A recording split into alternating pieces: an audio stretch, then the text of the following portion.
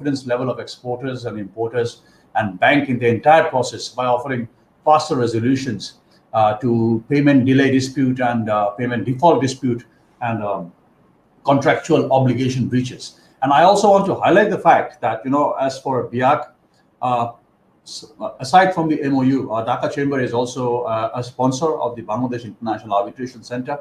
I spoke to the BIAC office yesterday to present something to you and to the lordships here who are present, our chief guest and our special guest, that BIAC so far has completed 314 hearings. And interestingly, a further 107 hybrid hearings during the pandemic regime. And I think we have this rule of any settlements of less than 5 crores needs to be settled within 90 days. And anything above 5 crores, a maximum of 388 days in settlement. And so just to highlight where I heard in the keynote that Dr. Khalid just mentioned, the workload of the judicial system. So I am very sure that these 314 hearings and as well as these 107 virtual hearings has definitely reduced the workload of the justices, honorable justices. And of course, time sometimes is money. I'm going to be a bit abrupt now, if you allow me, just to bring to your knowledge, this arbitration is a chicken and egg situation for the lawyers and the clients. Clients have a backward mindset. Clients feel arbitration is very expensive. Lawyers charge a lot of money. Why? And then there's another group of lawyers, I must say, who love to haggle their clients for 10 years, 20 years, and so on. It's easier to get those fees in over 20 years' time. I'm sorry, but this is very true because I'm a businessman. I have 2 more corporate fellows here, and we all know that's the case. And so there's 2 groups of lawyers. One is pro-arbitration, one is anti-arbitration. But I believe arbitration is not, as a businessman, and of course we have the spokesperson from the largest association in the country, the president of BGMEA here, who will definitely support me when I say that arbitration is the cheapest method. It just makes you spend that same amount of money that you would spend in the next 20 years. You're going to spend it in the next 20 minutes and get it over with. I don't exactly see what the problem there is. We can settle the case and move on. Reduce the workload from the justice system. Commercial dispute resolutions, I humbly request that the Ministry of Law should consider to make it mandatory that they should come through arbitration. Look at Vietnam. They have commercial justice resolution assigned to ADRs, and they have automation of case assignments.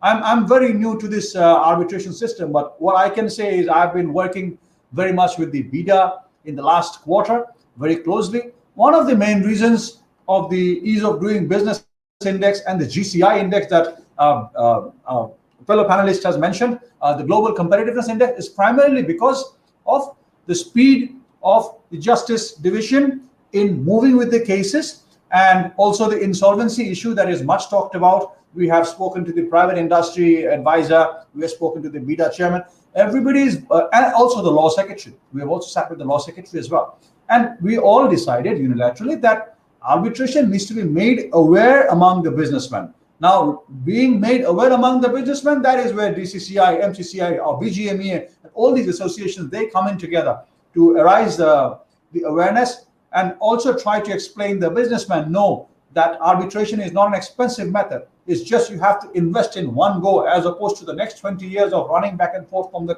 courts. And of course, it definitely helps with attraction of FDI. If I'm not mistaken, both the barristers have spoken about the Singapore mediation. I think that we should definitely follow that way. And Singapore, it is, I believe, if I'm not mistaken, is the UN treaty. It's one of those UN treaties we can talk about. And this will actually help us because foreigners actually prefer amicable methods of dispute resolution to support international trade.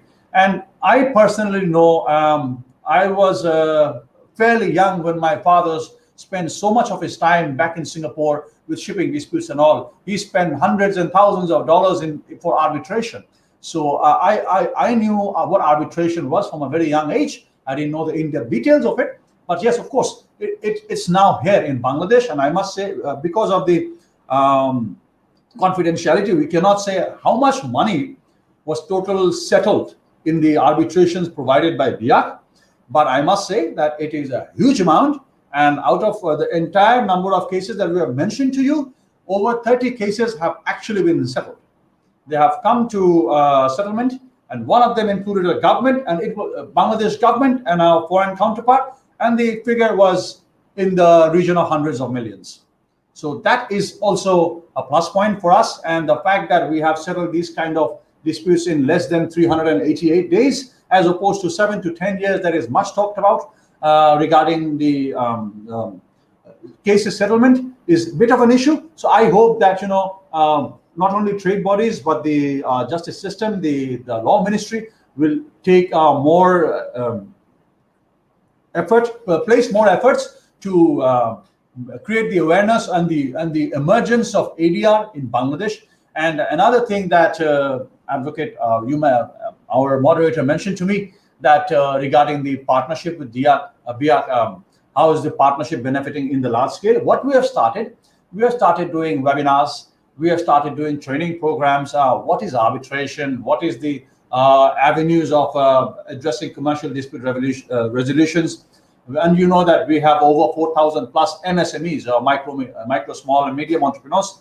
So these people, we are trying to make them aware through we have a business institute called the DCCI Business Institute. We have training programs jointly with BIAC and various other local and international organizations, where we see that we make sure that we disseminated the message of deal among